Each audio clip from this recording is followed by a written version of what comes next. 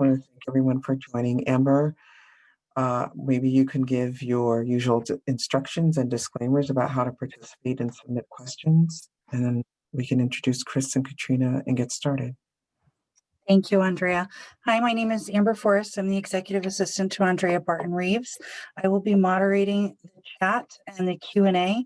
I would like to ask that if you do have any questions, to please submit them to the Q&A so all of our panelists can see them. This presentation will be provided on our website within the next couple of days. And thank you so much for joining us. I'm going to go ahead and turn this over to you, Chris. Okay. Thank you, Andrea, and thank you, Amber. Welcome, everyone. Thank you for joining us this afternoon for the webinar about how to register your business. My name is Chris Floyd, and I'm the Chief Operating Officer with the Connecticut Paid Leave Authority. We're really pleased that you joined us this afternoon to learn about the registration process, as well as to address any questions that you may have. Joining me is Katrina Reale-Corso. She is our technology partner from Slalom Technology. They are our vendor partner that has been working with us on the build of the website that you will see as part of this webinar today, as well as the behind the scenes employer contribution platform that will support the collection of employee contributions as we go into 2021. So before I continue, I'm going to go ahead and share my screen, and we will begin today's discussion.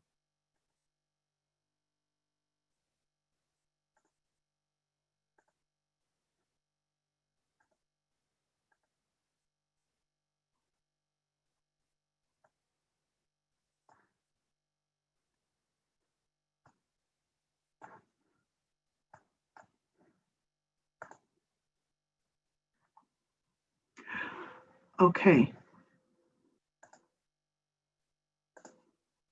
Can everyone see the screen? Yes. Great, thank you.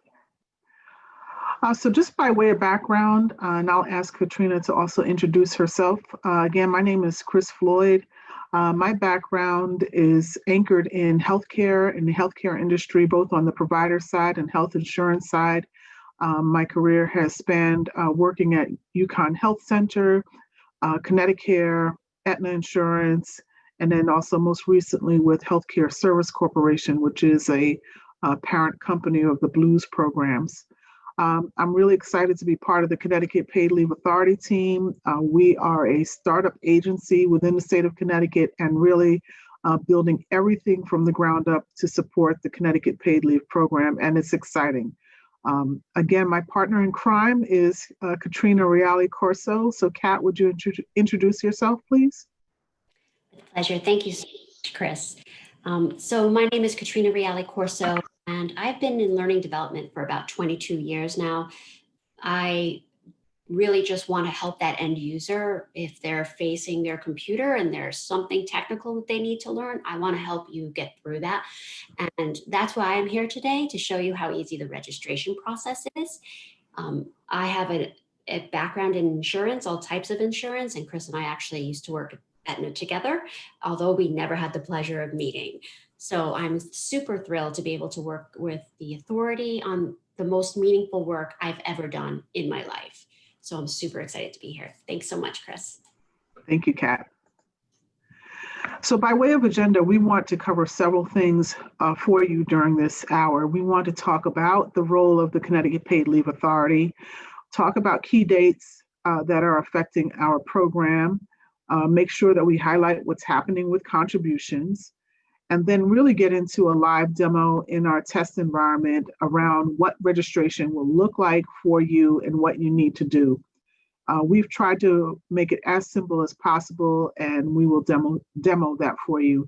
And then finally, we'll highlight some key resources that are available to you. So moving right into who we are as the authority. The authority was commissioned last summer, July 2019, with the passage of the Paid Family and Medical Leave Act. And our driver and mission really is to provide resources to our residents allowing those members to be able to care for loved ones in times of need, times of medical need, and provide a mechanism for our Connecticut families to be able to have income and not worry at the same time when they need to take care of our loved ones. We are working very closely to make this information available so that employees understand the pathways to get access to paid leave benefits, which could be a combination of resources both from their employer as well as through the program. And conversely, we want to make sure that employers also understand what paid leave means and how it can work in conjunction with the benefit packages that they offer at their companies, and how best they can provide support to employees who are looking to navigate through both the employer-based programs as well as what they can access through the Connecticut Paid Leave Program. How we are doing this to launch this agency and to launch this program. The program, as you may be aware, becomes effective January 1st, 2021. And so there is a lot that we have been doing as a team to enable this program. First, our responsibility has been to make sure that there's outreach and engagement with the community. And when I say that, that is really to make sure that the word is heard and understood about what Connecticut Paid Leave is. Our goal and intention has been to reach out with as many agency partners, community partners, small business associations, industry associations, medical associations, et cetera, to help spread the word about paid family leave. We also, because we are a brand new agency, and so we will have to administer this program, we have to develop the policies and procedures needed to support this program. We also have the responsibility through the statute of establishing the employee contribution rate, which we'll speak to in a few minutes, and then also be in a position to receive those contributions from employers across the state. We also have the responsibility to approve and audit voluntary plans. And what does that mean? And you'll see per the statute, there is an option for employers to not participate in the Connecticut Paid Leave Program, but to offer a private plan option through their company. And if they do that, and they've gone through the steps to gain that approval, we then would really do an audit process on what has been put in place by the employer. And then finally, as we get ready for 2022, we need to be in a position to administer the actual paid leave request claims that come in and then pay benefits associated to those claims. So from a key date perspective, here is what's been going on and what we're marching towards. As we shared, the Paid Leave Benefits Act was approved in July of last year. We've been spending most of this year in the startup and getting our program ready to support January 2021. As of September, we had our website go live, which begins providing information to visitors that come to the site about the program. As of November 23rd, we are officially opening up our employer registration process, which is part of why you're here today, to learn about how to register. That registration will affect both sole proprietors and self-employers, as well as small and large businesses.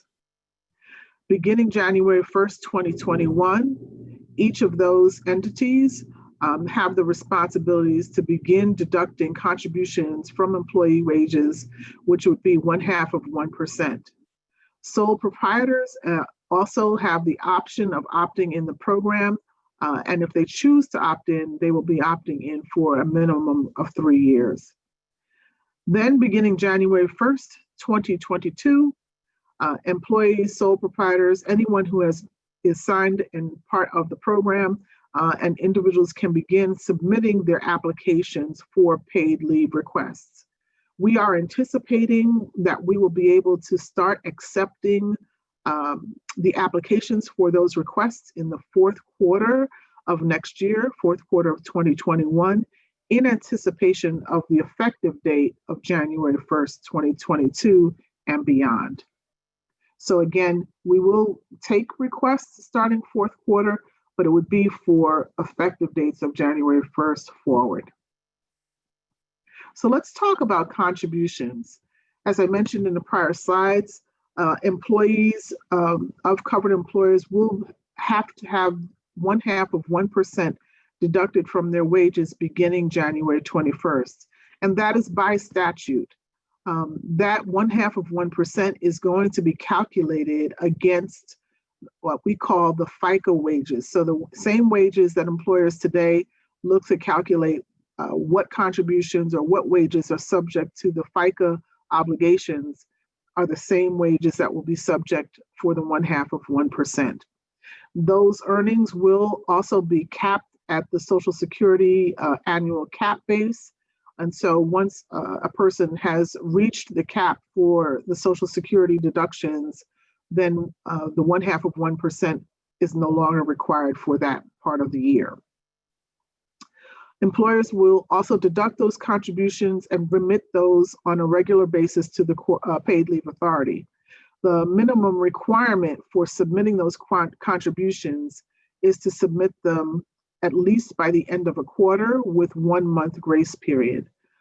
So small businesses, sole proprietors will have the ability to come to the Connecticut PaidLeave.org website and can submit directly through the website.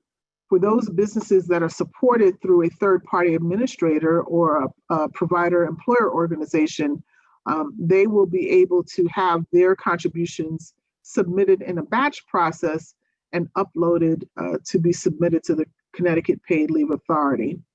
In either case, all of those wages that are being collected are being collected. They'll come through our bank and they will come into an employee trust fund, which is managed by the Office of the Treasurer. And the Office of the Treasurer will work very closely with the Connecticut Paid Leave Authority, but those funds are collected in a state account to the Office of the Treasurer. I will also add that while the contributions are due on a quarterly basis, employers and payroll companies will be able to begin remitting their payments after February 1st, and they can remit that on a weekly basis, bi-weekly basis, whatever payroll cycle suits them. However, they must be in at a minimum by the end of the quarter, again, with that 1 month grace period. So I'm going to pivot now, and Kat will come and talk about how to register your business. We'll give you some background, and then we will actually do a demo from our test environment. And the material also that you received today has slides that will show that you'll be able to look at as a reference should you need a reference for your work as you're doing the registration. So Kat, please take it away. Thanks, Chris. So what you're saying is basically we're just going to go over the journey that the authority actually researched, and they interviewed all different size businesses to make sure that they incorporated your feedback into this process so your voices are heard. And then we'll go over the actual process, the registration process. I'll give you a demo of that, and then we'll have questions and answers hopefully at the end. So as I mentioned, the authority spent a lot of time having different employers interviewed, all different shapes and sizes. And that's what you're looking at right now. This is basically the journey of the small business owner. There's a journey for every different type of organization. And we took that journey, and for myself, I built education around that for you, right? How do you register? The first part of everybody's journey is education. And this webinar is part of that. You need to become up to date and influenced on what this program is. What does the statute state? And we built a website, ConnecticutPaidLeave.org, that is chock full of information and easy to navigate. And if it's not there, if you can't find it there, there's a contact us form that you can submit your questions to, and then you'll receive an answer within 48 hours. So we really welcome you to go to that website, join these webinars. There's 4 different types in the series. This is just one of them. The next thing is registration.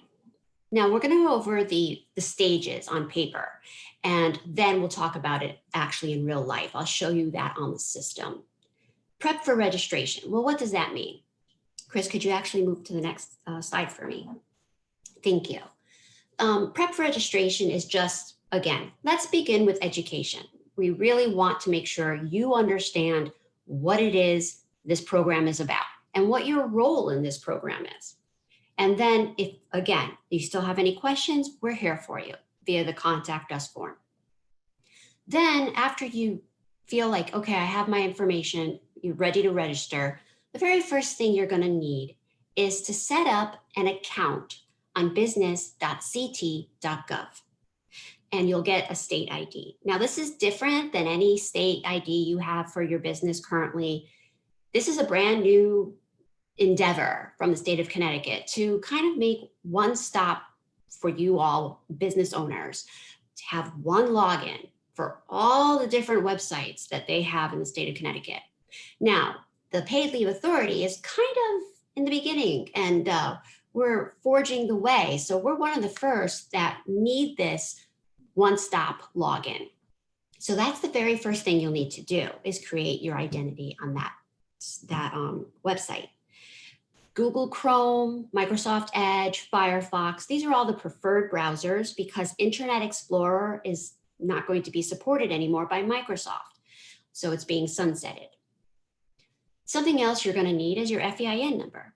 And if you're a sole proprietor or self-employed individual, you will register with your Social Security number. And you'll also need your NAICS code. And if you don't know what that is, we have a little hover right within the registration that will give you the phone number or the website where you can look up what is your specific NAICS code. Now, the second step is, okay, you've created your identity on business.ct.gov. And now you want to register with Connecticut Paid Leave. So the very first person who comes in, we will consider them the admin on the account. They're not really in charge of everything. It's just that's the first person who's logging in and registering your business. We will ask for you to complete fields specific to you, who you are. And if you need to stop at any time and come back, you can pause your registration and then come back and complete it later.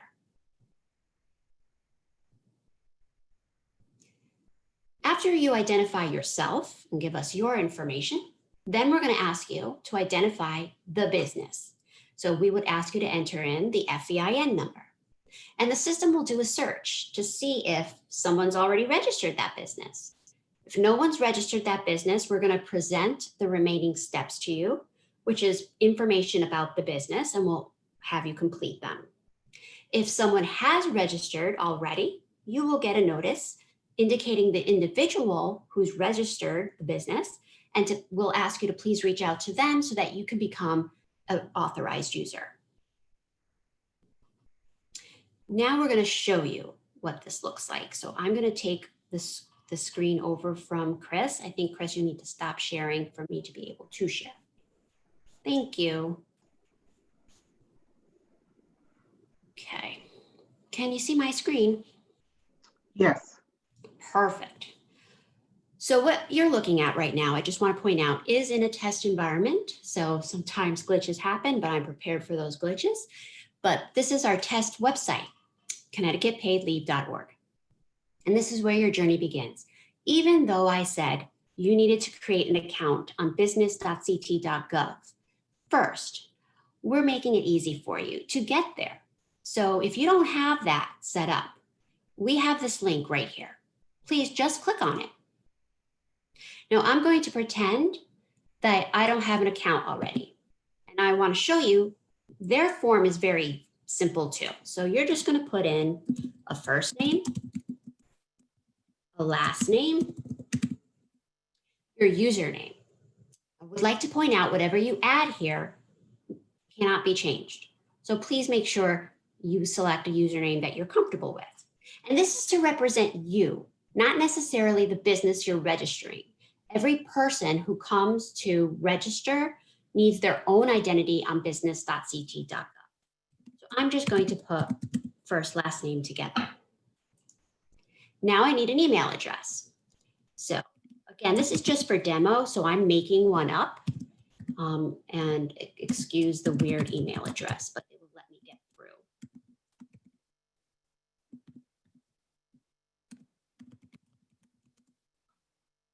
have to give it a password. There is guidance down here on what your password needs to be.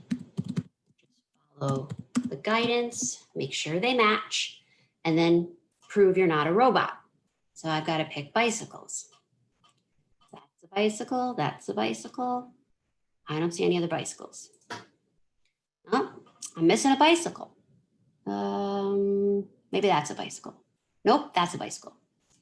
Okay, I've proven it. Now I'm going to sign up. Okay, I'd like you to take note of this. This notice is telling you that you have been sent an email with instructions to verify your account. That is only valid for 24 hours. So we need you to actually toggle to your email, and you will get this email asking you to verify your email. And you'll just click on it and it will verify your email for you. This is very important because then if you don't, your credentials for business.ct.gov will be locked. So we don't want that. After you verify that, you log in. So I'm going to add in what I signed up and my password.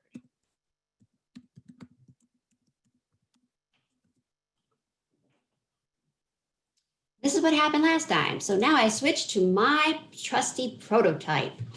So I am going to do the same thing that I just did with y'all, get my identity and log in. Now I'm in a logged in state. I'm going to move this out of the way. So I'm not Marsha Lane anymore. Now I'm John Smith. I'm right here in the website. This is called our pre-registration page. We provide a lot of information about the registration process. If you scroll down, there are checklists for depending on who you are in the state of Connecticut. Are you a sole proprietor or self-employed individual? Are you an employer, company admin? Are you a third-party administrator? Are you looking to apply for an exemption? So we have checklists specific to who you are. Okay, so you would click on that. We also will have a registration tutorial right here. You just click on it and it will give you a video explanation of what I'm about to show you right now. And then if you prefer to read, there's a downloadable job aid. And those job aids are specific. Depending on which tab you're on, you will get the appropriate job aid. Once I'm all ready, I'm feeling good, I've got my information, I'm going to start to register. Registration is actually a 5-step process. 4 with information, and 5 is the review of what you've added in steps 1 and 2. What you're looking at is a prototype. So you will not see click here on the website when you're trying to register. This is just for me for guidance on where to click so this prototype moves me forward. Step 1 is, who are you? You specifically. And for me, I'm John Smith. My first name, my last name, and my email, those will pre-fill from the business.ct.gov login that I set up. Everything else will not. So I have to complete any applicable fields as well as the red asterisks because those are mandatory fields. So as you can see, information is filled in for where do I work? Where is it all located? I have to give a phone number. And now I come to who am I? So for everyone, whether you're a sole proprietor, self-employed, company admin, employer, third-party administrator, regardless, step 1 is the same until we get to this question. Then you have to say who you are. Now I'm going to select for this demo employer company admin. I get a second question. What is my role? I will select benefits coordinator. I'm going to click next. Step 2. Okay, what business are you registering? This is where you enter your FEIN number. So that is a fake FEIN number, just calling out that I know, it's just demo. Now I need to know, is it already registered? So I click continue.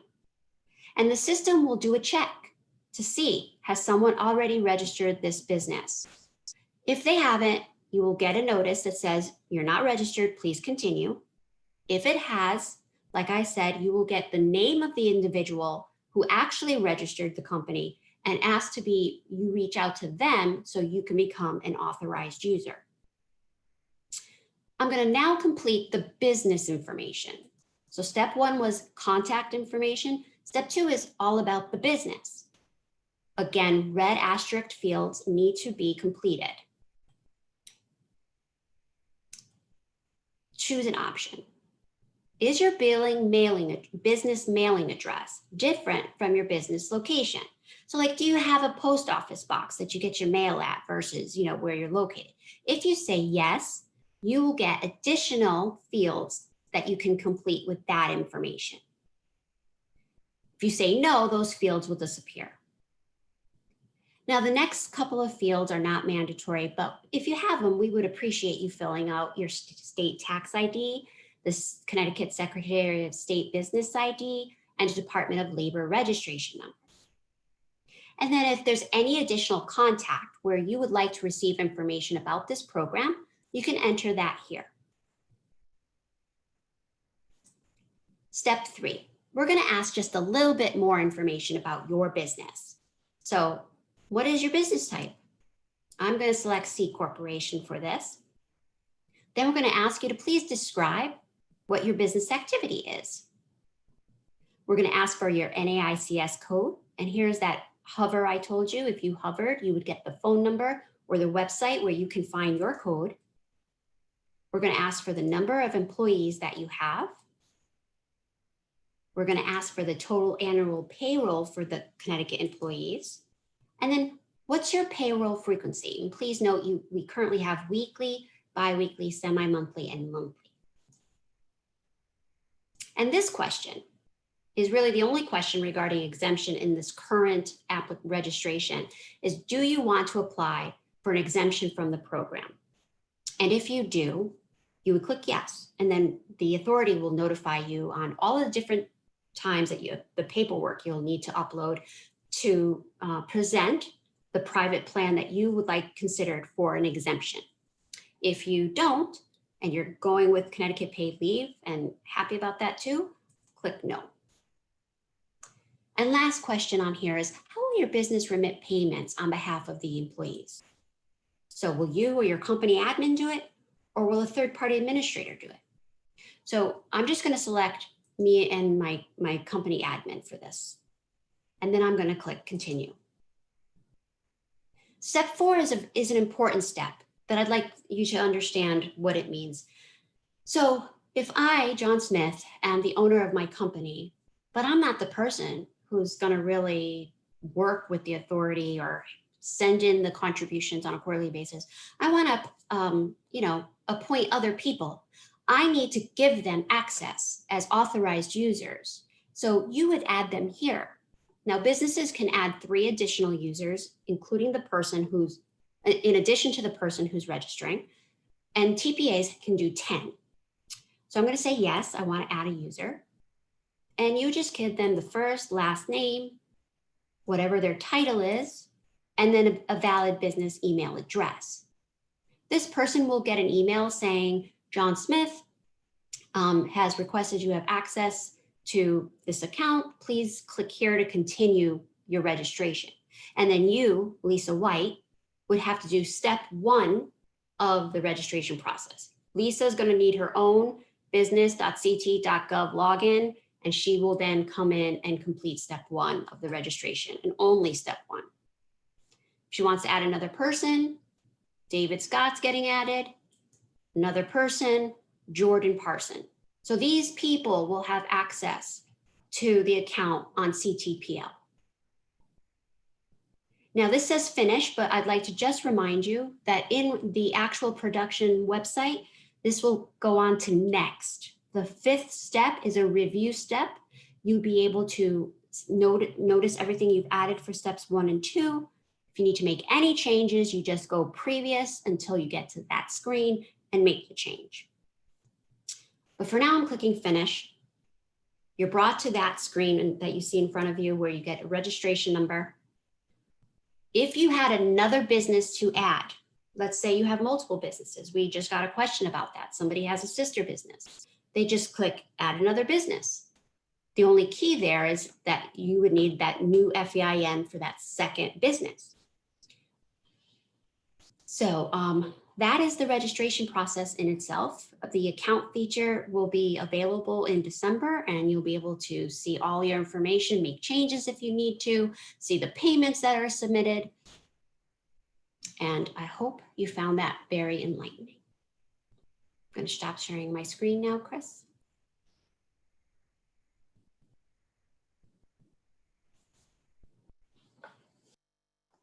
Thank you, Kat. And I'm going to reshare. Thank you for walking us through that.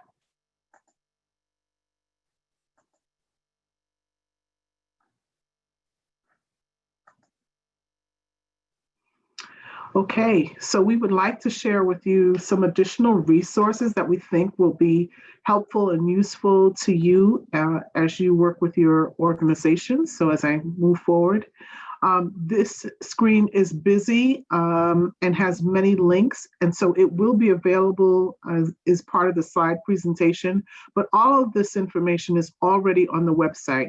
And so as I go from left to right, I'll share with you what is there on the website. And you'll find this information in 2 parts of the site. As Kat showed the site, we have a section for employees, and then information in that section is really categorized around what information is useful for employees, and then also an employer section of the site. So starting from the left, many employers have asked us, are there any materials that they can print and make available in, say, office locations? I know most of us are remote right now, but you'll see an employee rights poster which goes through all the components of the program. It describes key dates. It describes information around eligibility for the program. And it's a great resource for you to be able to send out electronically or to print and have available in your workplace. Secondarily, there's also a more narrow employee rack card. Again, it's made to be an information card that you can give to employees around components of the program. In the employer section of the website, we also have an employer toolkit, and you'll see this right here in the middle with the green coloring.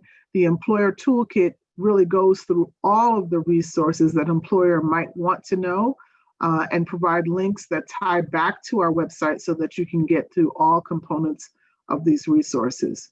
Right below it is a paycheck mailer. There are some businesses that still mail paychecks and may want an insert, or with their payroll provider might have a portal where they'll want to place information about what's changing. And this mailer is intended to let people know in advance, as well as in January, that something's changing with their paycheck, and they'll see a difference in the calculations of the wages. And then finally, there is an employee fact sheet, and that fact sheet is intended to be 2-sided and provides, again, all same information, but just a quick reference guide around what is the program and how would it relate to an employee. So we are here for you. We want to make sure that we are answering all of your questions. The main way to do that beyond today's webinar is to reach us at Contact Us. You'll see how to reach us right in the top navigation of our website, and you'll be able to send any requests into us that'll come to our website at www.ctpaidleave.org. We have a very, very robust frequently asked questions section of the site which is broken down categorically, and it is intentional. It talks about eligibility. What will I need to do for a claim? Who is covered? What is the definition of a family? We have many informative videos on the site intended to help just describe how to do it and provide visual aids within those videos. So we hope that you will actually use those resources on an ongoing basis. And I can tell you that we constantly update our website. This past weekend, we did update of content. We'll be doing another refresh of the site the first week of December. So please always come back. We are learning, we are hearing from our customers, we're hearing from you. And as we learn, we continue to update the website. So now we are going to pivot to the part of the webinar where we can take questions and hopefully provide answers to you. And so with that, I'm going to stop sharing my screen and then we can get into the discussion. Hi, Chris. Yes. We only have one question from someone who asked, if a business has only one employee, the owner, are they required to participate or are they considered self-employed? And that is it. It's quite the quiet group today. So there aren't any questions here right now. And I would like to ask, I see people putting questions in the chat. If you could please use the Q&A function for questions, because that allows me to answer it for everyone. The answer essentially is that if it's your business, technically, if you issue yourself a W-2, you're an employee and you should be contributing. But practically, if it's your business and you're the only employee, you're considered self-employed and you have the option of participating if you like. But as Chris said, you would then have to, by statute, you'd have to stay in for 3 years. Okay. And then someone else asked the question, I plan on selling my business at some point in 2021. Will there be a way to transfer the admin account to the new owner without the help of attorneys? So I think once you've resolved the selling of your business and you know that there's a new owner, you can let that person know, or the new owners know, that they would need to move the account. But that's an interesting question we never had posed before. So I can go back and get an answer for you on that. Andrea? Yes. From a system standpoint, that person would need to go in and give access. They would have to add the user to the on the Salesforce side so that they can then access it afterward if it's going to be just a transfer, exactly same name and all of that. Okay. All right. I do think we want to research that one also, because the question is it the same FEIN number? So I think we probably need to get additional information on that too. I would agree. I would agree on that one. Then there's another question. How does the sole proprietor opt out? You just simply don't register until you're ready to participate. So that's actually just pretty simple. And then when you are ready, you just hop in and follow the process that's laid out. Okay, then the next question is, how does the reimbursement work with a business owner where some income may be coming in despite the owner being out due to a qualifying circumstance? Would all of the payments still be made, assuming there is a deficit of at least that amount? So I'm not sure I quite understand this question, but I think let me start by saying this. There is no reimbursement, it's just contribution with a business owner. So if you're a business owner and you are self-employed or sole proprietor, if you're self-employed, then it's assumed you have no employees and you can contribute or sign up at any time, as I said earlier. If you're a sole proprietor with employees, then you're considered an employer under the statute and you would be contributing. Your employees would be contributing by you withholding the 1/2 of 1%. So if the question then is, does your contribution vary based on your wages and income? Just if you're out for a while or if you come back, then the answer is yes. So then your contribution does vary based on your income. But I don't think I quite understand this question. So if you could give me a little bit more clarity or maybe rephrase it for me, then I'm hoping I can answer it better for you. Okay, then there's another question. It says, will any claims for 2021 be paid out, or do payments and claims only start in 2022?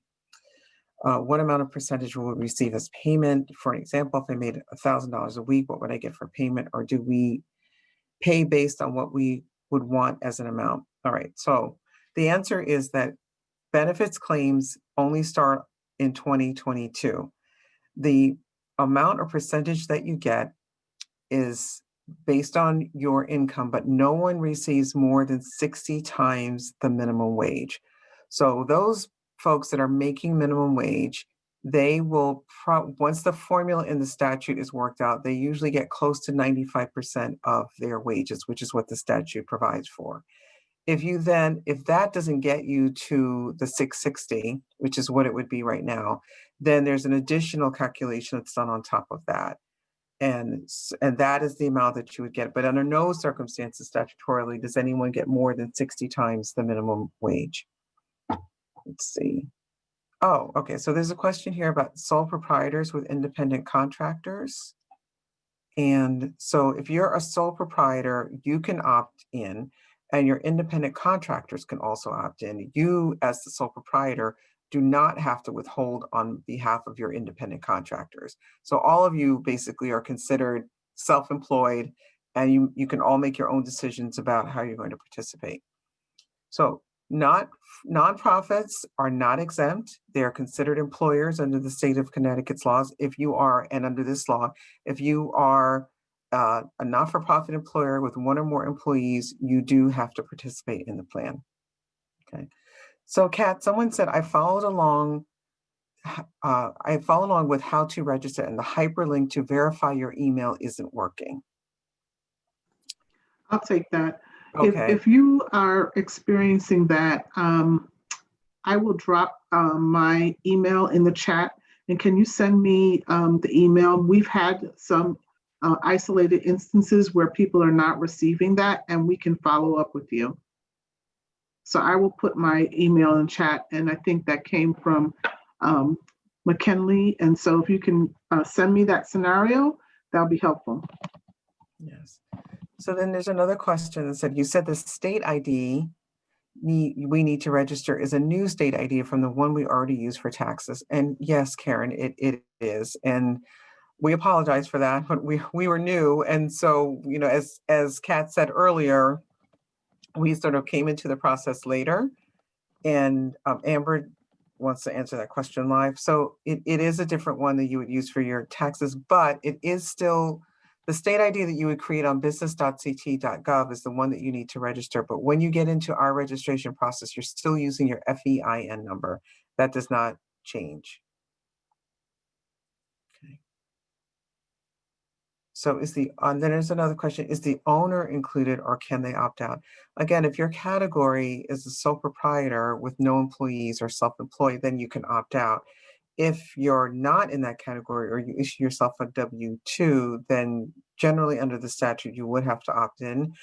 But what we found is that there's so many variations on these circumstances. If you had a specific question, then I would also email that to Chris so that we can answer your question more directly.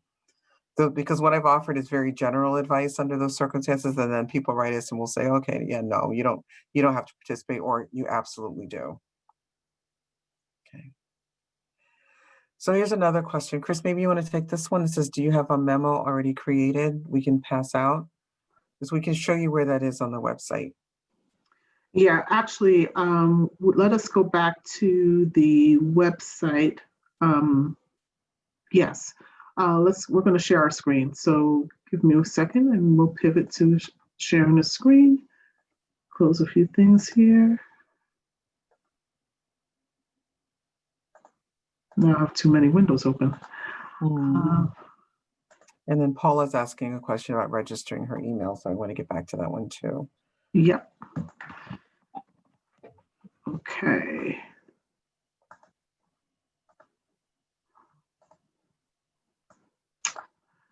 Share and share. Okay. Can my screen be seen? Yes, I can see it. Okay, great. information for employers. So if you come to our website and right up here in our top navigation and you select the process, when you select it, we have for every audience type information that is tailored to you. So I have selected employers. And if you come, I'm going to scroll pretty quickly. I don't want to make folks dizzy, but if you scroll to the bottom, we have a very robust resource guide that gives information that you can make available to employees. And so if you click any of these resources, there's a fact sheet, there's a toolkit, the information card, a pamphlet, and the poster. These are the links that I was sharing in the presentation that allow you to see this information and to download it, and you can share it with your employees. The employees can also come to the site and also on their own come to the site. And if you're a sole proprietor, learn information that's applicable to you, understand eligibility requirements for the program for paid benefits, qualifying circumstances for benefits, and what is the eligibility requirements for those benefits, key dates that one should remember. And then again, and I'm going a little fast here, this is pretty important, a contribution calculator that will estimate how much would be coming out of your wages. And then finally, again, another fact sheet for the employee to reference. You open up the sheet, Chris, Yes. so people can see what it looks like. Thank you. Okay. So as we shared earlier, this fact sheet talks about all the components of the program from a participation perspective, who is included or excluded, what is considered protected leave or not, what are the qualifying events for leave. And it's important to know that as part of our paid leave benefits, we do spike out that military support for military members is available, what makes you eligible to receive the benefits, and then again highlighting when the contributions begin. And then we talk about how the benefit would be calculated, and then more information about when paid leave benefits begin, which again starts in January 1st of 2022. So all of these on the site are available to you both in color and black and white, and all are downloadable.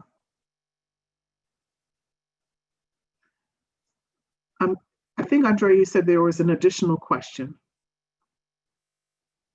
I'm sorry, not related to that. No, Chris, there was another Okay. that had to do with the person posed the question. I registered my email, but there are no questions asking about my business. What step am I missing? If you can also, again, I'm going to put my email in the chat, and then we can see what's happening with your scenario. If you registered your email through Business One Stop, then the next step is for you to take those credentials and come back to the Connecticut Paid Leave site. And at the top of the screen in the top right-hand corner to sign in with those credentials. And once you start to sign in, that will start the process for you to register your business. So the first part is if you were successful in creating your account ID in the first step that Kat showed, and if you were able to verify that, then you'll take those very same credentials, go back to our website, and then sign in, and then you'll begin to register your process, register your business. If you have further, if you need further assistance, then you can email me and we will get you some assistance. Okay. Thank you, Chris.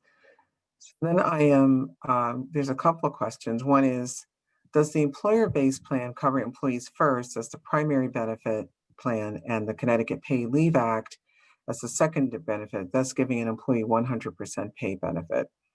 So the answer is that it all depends on the plan that you have. Most short-term disability plans require the employee to exhaust their state benefit first before they can access their disability, whether short-term or long-term or any other kind of disability might be offered. So it's more likely than not that if your employee doesn't have enough accrued time and to cover all of their leave, and they are not yet eligible for short-term disability, they would most likely come to the Paid Leave Authority first and then get paid. There might be a time when they would receive payment and then their waiting period for their short-term disability may end. And so then they would be eligible for both the short-term disability and benefits from the Paid Leave Authority at the same time, I should say. Under those circumstances, the Paid Leave Authority coordinates the benefits payments with the employer so that the employee may in fact get 100% pay benefit. And we do anticipate there are circumstances under which that would happen. So the next question I see is a sole proprietor of a single member LLC who has independent contractors is out for a qualifying circumstance. If you still have some income coming in from the contractor's work, but there's a deficit in the owner's pay that's equal to or greater than the max payment, does this person still receive the max? Or is the max reduced by what's coming in? So the maximum is statutory. And so I say that the owner makes about $100,000 a year, but the fact is that the max will never go above 60%, 60 times the minimum wage. So although the number that would be used to calculate what your income replacement would be considerably higher than what the benefit is, the benefit, it really is capped. And I'm not sure if I answered your question, but directly, but that's how it would work. So you would still, so essentially, even if you had a lower amount of income that was coming in based on what you've told us here, which is your wage level, you'd most likely max out at the 660. It's really folks that make minimum wage or work fewer hours during the week at minimum wage that end up at the 95% of their wages, just by virtue of the math that their wages tend to be lower. But higher wage earners will end up with a smaller percentage of their wages overall in income replacement. And then sometimes that is supplemented by other policies they might have. Okay. All right, so then let me just go down a little bit. Is there a deadline to register or can we wait until December? Chris, maybe you'd like to answer this one. Yeah, so we are encouraging everyone to begin registering now and registering through the end of the year. And that's the first step of the process. The remittance of the contributions is required to be submitted at least on a quarterly basis with that 1 month grace period, similar to how businesses do with submitting their Department of Labor contributions or tax contributions. So our mechanism to collect the contributions will come live after February 1st. And you can remit those on a weekly, bi-weekly, or at least on a quarterly basis for each quarter. So I would not encourage you to wait until the end of the year, but go ahead and submit that on a quarterly basis. And we have very comprehensive details on our website. Many businesses are supported by a third-party administrator who is submitting on their behalf. And so there are specifications that are out there on the website around how to submit those on a quarterly basis, or those small businesses that are going to come to the site and do it themselves, they'll be able to do that directly beginning February 1st on the website. Then another question that has been posed is this: after we set up with CTPL, do we coordinate with our payroll company? If so, what are the best practices?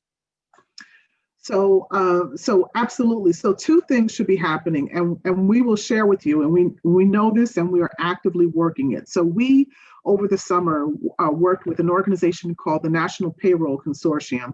That consortium knows all of the payroll providers that support large employers. So you have your Paylocities, Paychecks, ADPs, all of those vendors.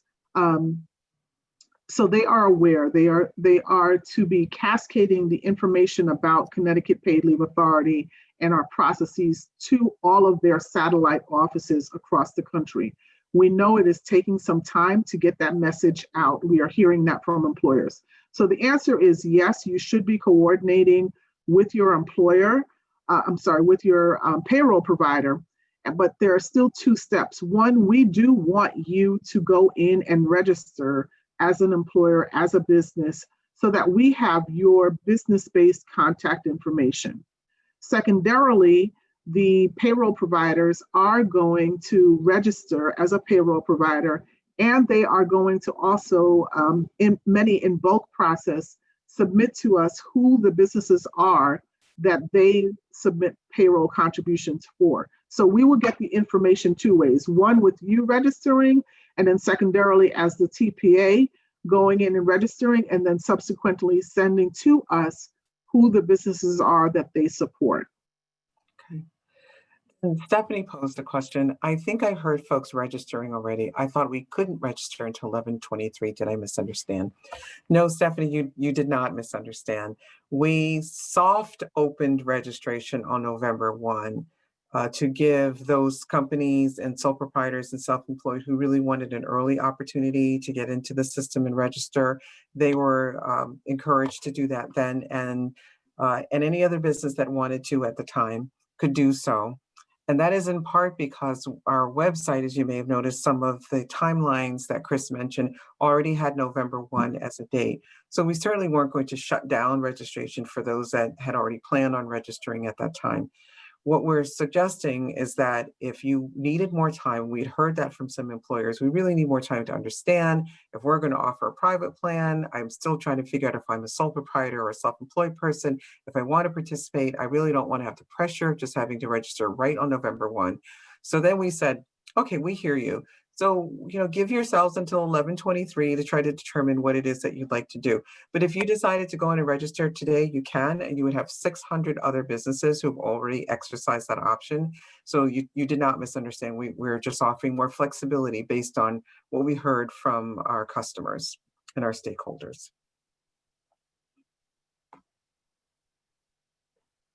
Okay.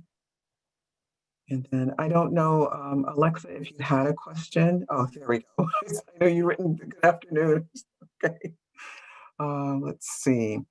Oh, so you're speaking of private plans. Okay, that the deadline for private plan applications is for those employers. Are they still required to register on the site, or can registration be completed in January? So we really are encouraging employers to register on the site by 12/31/20.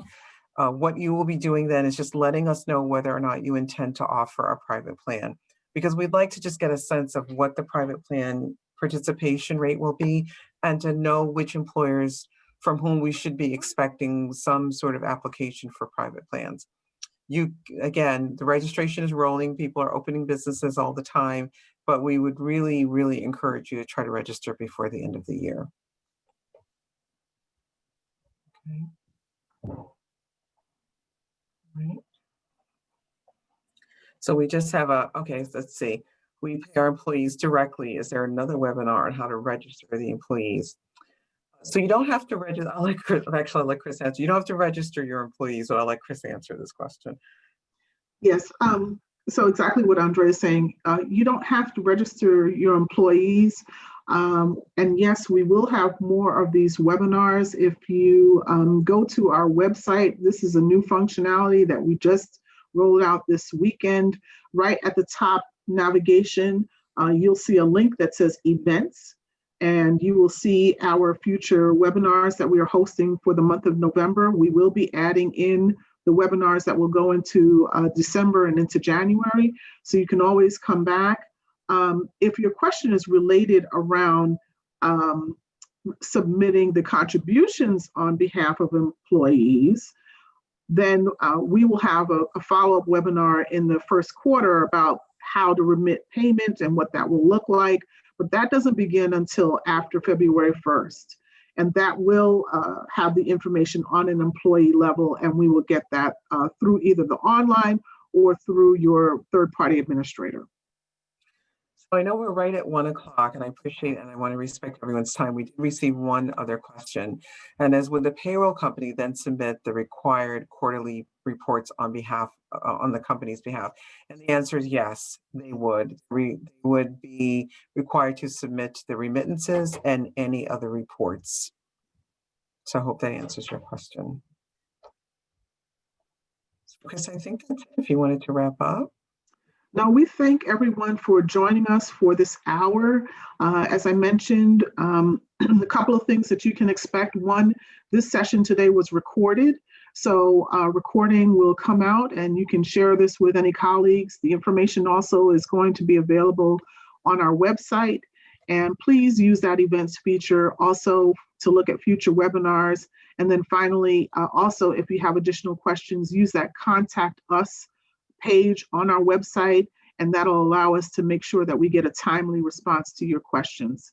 Other than that, we thank you on behalf of the Connecticut Paid Leave Authority for joining us, and we do encourage you, please share the word about this. We know many people don't know, so please share the word, share our website, invite them to come to future webinars, and we thank you.